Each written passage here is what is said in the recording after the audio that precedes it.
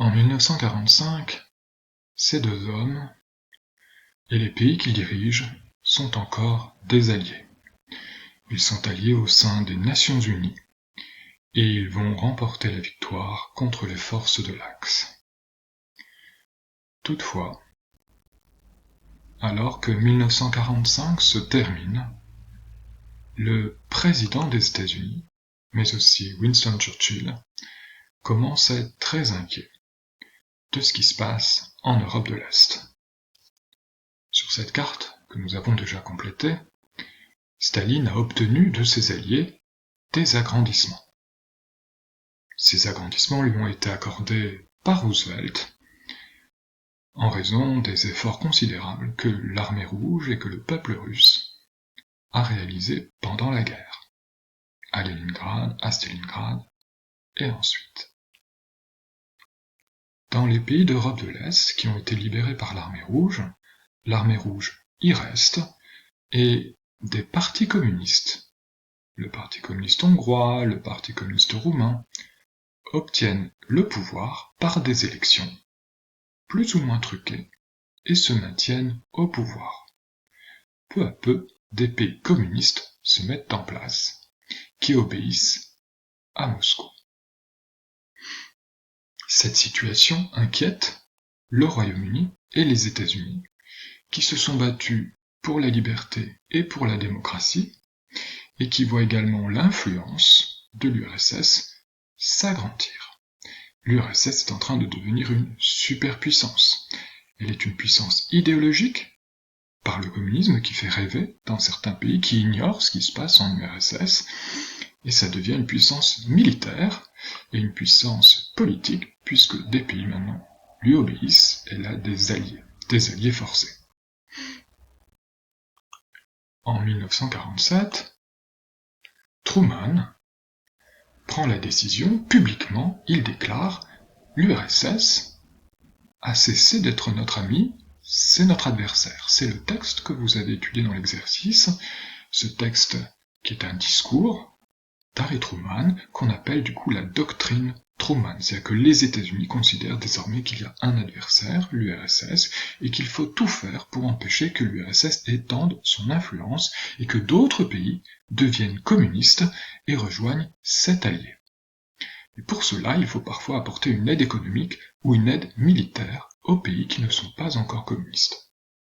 L'URSS réagit avec le texte de Jdanov, qui dit exactement le contraire, nous l'avons vu. Jdanov, et donc Staline, considèrent que l'URSS doit empêcher les États-Unis de se développer et d'avoir des alliés. C'est bien la guerre froide qui commence, donc c'est une période d'incertitude et de tension pour le monde jusqu'en 1991, avec la crainte d'une troisième guerre mondiale. Voilà. Et ça, nous l'avons vu, les États-Unis considèrent qu'ils sont le monde libre, et qu'ils sont les chefs du monde libre, et qu'en face, il y a le camp du mal. Et puis en revanche, l'URSS considère qu'elle est le camp du bien, elle va développer la propagande pour montrer qu'elle est vraiment du côté du bien, et elle est le chef du camp du bien. Très vite, de grandes alliances se mettent en place à l'échelle de la planète. L'URSS réunit ces pays qui lui doivent obéissance, ici, au sein de ce qu'on appelle le Pacte de Varsovie, une grande alliance, et d'autres pays deviennent communistes, par exemple la Chine, ici, qui rejoignent l'URSS. Les États-Unis, de leur côté, développent plusieurs alliances, dont l'OTAN, qui réunit l'Amérique du Nord et l'Europe de l'Ouest. Une alliance qui existe toujours aujourd'hui, c'est la plus puissante alliance militaire du monde. Le monde est bien bipolarisé, et ces deux pays sont désormais des superpuissances. C'est-à-dire une puissance est un pays qui possède une influence économique, politique, idéologique et militaire. Là, ils sont tellement puissants, il n'y a que deux acteurs. L'Europe, l'Europe n'existe plus. La France, l'Italie, ce sont des petites puissances qui soutiennent les États-Unis et qui craignent l'URSS, bien sûr. La France, l'Italie, le Royaume-Uni, ce sont des pays qui sont détruits par la guerre. La guerre a eu comme théâtre d'opération l'Europe. Là, c'est une image d'Amiens pour vous montrer un peu autour de la cathédrale la situation des habitants d'Amiens.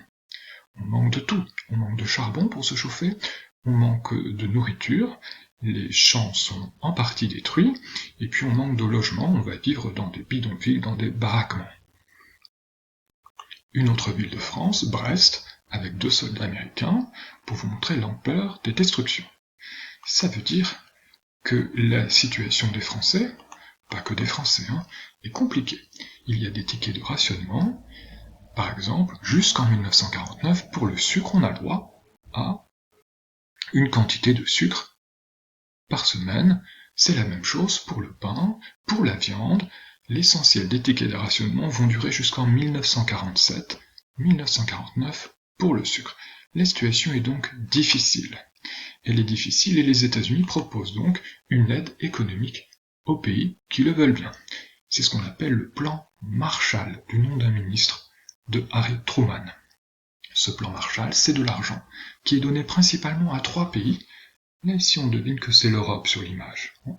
Voilà. Là, ce sont les États-Unis, on reconnaît, avec le drapeau étoilé. Voilà. Là, c'est l'oncle Sam.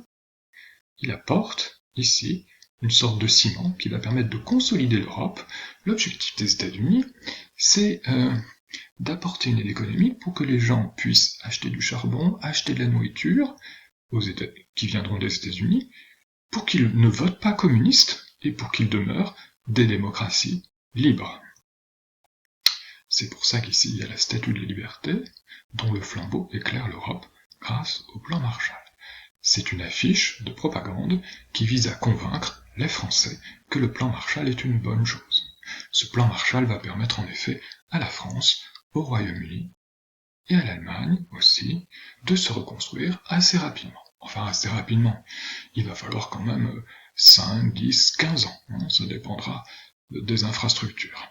De l'autre côté, l'URSS dénonce ce plan Marshall. On retrouve ce personnage, c'est le même, la bannière étoilée. Là ici, les États-Unis, ils ont une mine très désagréable, très méchante. Vous voyez, l'homme est patibulaire, qu'est-ce qu'il tient à la main? Eggs, des œufs, donc il tient des produits américains, alimentation, charbon, qu'il propose à un ouvrier, salopette, bleu de travail, qui refuse. Il est soutenu par la population, vive l'URSS.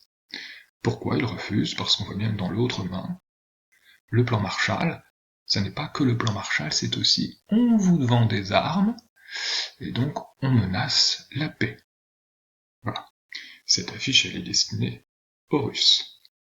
Même s'il y a écrit en français, vive l'URSS. La guerre froide, elle est profondément idéologique, à l'échelle du monde, mais elle est idéologique aussi, principalement à l'échelle de l'Europe. Très vite, ce fameux mur de Berlin, ce fameux rideau de fer, sépare les 2 Europes. Les Européens de l'Ouest n'ont aucune information sur ce qui se passe de l'autre côté. On ne sait pas. Évidemment, il y a des goulags, des camps de concentration, il y a des polices politiques dans chacun des pays communistes. L'Europe est au cœur de la guerre froide. Elle est divisée en 2, et l'Allemagne se retrouve divisée en 2, parce qu'il y a la partie allemande qui était occupée par les Américains, les Français, les Anglais, et le territoire allemand qui était occupé par les Soviétiques. C'est ce que nous avons fait sur notre carte. En France même, il y a une guerre froide entre Français. Les Français qui votent communistes, ils sont beaucoup. C'est un Français sur 4 en 1945. Eh bien, ces Français font des affiches, ces Français communistes, contre les États-Unis, qui est accusé d'être un pays qui veut coloniser la France grâce au plan Marshall, grâce à l'argent. Voilà. Et toujours les communistes, ils développent une propagande pour bien montrer que le pays qui veut agresser le pays du bien pour les communistes, c'est l'URSS et ses alliés. Eh bien, qui est l'agresseur? Les États-Unis. Voilà, pour ce premier volet sur la guerre froide.